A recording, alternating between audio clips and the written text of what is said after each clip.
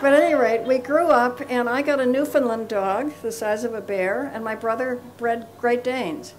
So there were pictures of our dogs in this photograph album, and they would trigger a reaction from Dad. "I hate that dog," he'd say.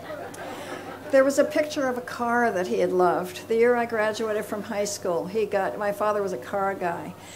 He always said, looking at this picture, "Best car I ever had, 1954 Chrysler 300. And there were pictures of houses we had lived in. But turning the pages, there was a picture of two little girls, and his face lit up, and he said, "Oh, there you are with your sister." And then he looked a little embarrassed, and he said, "I can't remember her name." And I said, "Her name was Helen, Dad. She was named for her grandmother." "Oh, yes, Helen," he said. And then he said, "What happened to her?" And I had to say, "She died, Dad," because he had forgotten. And because it then came back to him, it was as if it had just happened, and he was devastated. So I turned the pages. There were other houses, other cars, other places, other people. But within 5 minutes, there were the two girls again. Now perhaps they're teenagers in a different picture, but he looks again, and he says, "Oh, there you are with Helen." And he said, "I can't remember what happened to her." And I had to say again, "She died, Dad." When I drove back to the airport that day, I began to think about memory and the role that it plays in our lives. And I began to think, what if? And when a writer begins to think, what if, a story begins to take shape. I began to think, what if we could control human memory? What if you could give somebody a pill or a shot and obliterate every bad, frightening, troubling memory that they have? All the bad things that have happened in the past, what if we didn't have to think about those anymore?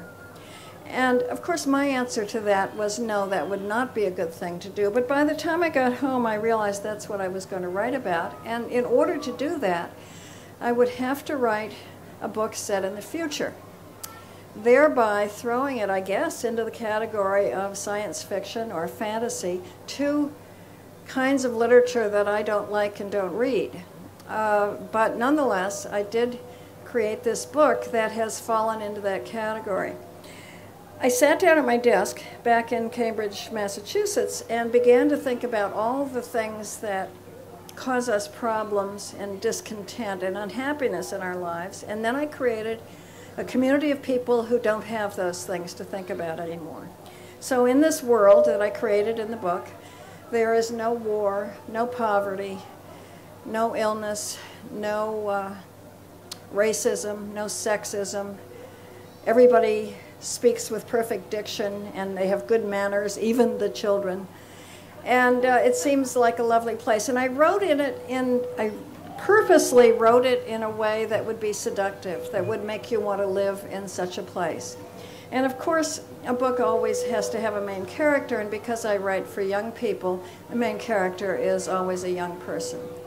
I always start with the question in my mind of whether it will be a boy or a girl, and I don't have a conscious way of deciding that. It just comes to me. And when I was creating this place in my mind, a boy appeared to me and, in fact, told me his name. That always sounds kind of spooky, but it is what happens. A character appears in my imagination, and it appears with a name. So that boy became Jonas. And his age was also quite clear to me. He was about to be 12, and that's an age I enjoy writing about because it's not yet thrust into the world of adolescence and all those problems, but it's no longer a child. And it's an age at which young people are beginning to make decisions. And so this was the boy that I chose as the main character of the book. I always start a book, and when I say I always, please don't rush and read all 35 books and find one that I didn't start this way, because I'm sure there are exceptions, but I always try to start a book by introducing the main character, giving the reader a sense of who the main character is, and also planting some kind of hint that something is not quite right in the world of that character. And so in The Giver, and this is a cover that you haven't seen for it because I picked it up at home and happens to be a British edition. This book is published in 27 different countries. This is the only one I can read of all those other countries. But this book begins, it was almost December and Jonas was beginning to be frightened. So with that sentence, with the phrase beginning to be frightened, you have the same reaction that you did in the story about the child and her father, where it says in the car, I sat next to the stranger who was my father. There's something wrong there in that sentence that makes you wonder, why is the father a stranger? And here you wonder, why is the boy frightened?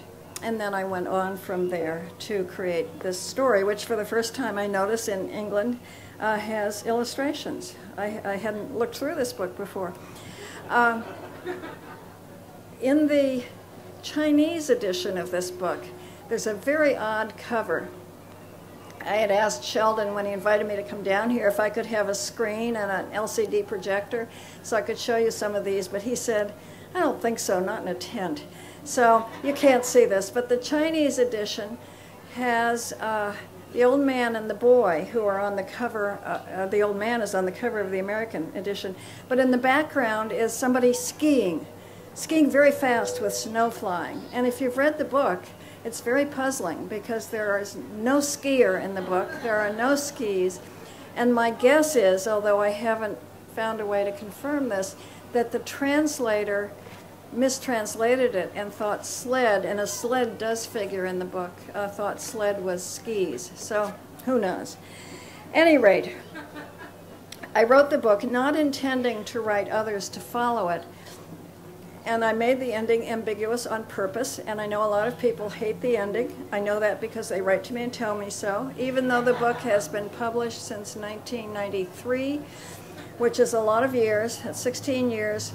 I still get letters every day about this book.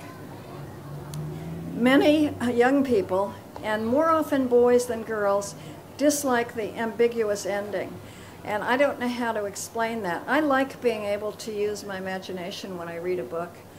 And I thought it would be good for people to try to figure out for themselves what happened to this boy. Oh goodness, I see there's a whole lot of informational stuff at the back of this too. Thereby use their imagination. But boys, it turns out, would prefer to have things nicely explained and tied up at the end of a book. It was several years until I wrote the book that followed it. There are now 3, but the second book was called Gathering Blue, and I don't have it here with me. But it begins. Do you have a copy? If I can borrow it. What I decided to do was create a community, thank you, that would coexist with the community of the giver, but be in a different place. And it would be a community that, instead of increasing in technology the way the world of the giver has, because of cataclysmic events in their past, these people have lost all their technology and they've become very primitive and quite savage. And so I did the same thing in starting this book, introducing a main character and a feeling that something is wrong. And this book begins, Mother. There was no reply. She hadn't expected one. Her mother had been dead now for 4 days, and Kira could tell that the last of her spirit was drifting away. So the book begins with a girl sitting beside the body of her mother, and I can't think of anything more evocative than that, the feeling that something is wrong and something is going on here. I then went on to write the 3rd book much more recently, the one that's called Messenger. In this book, the 2nd book, there is a mention at the end of Jonas from the 1st book. And when I wrote the book, his name was in here. The editor asked me to take the name out, so now it just refers to a boy.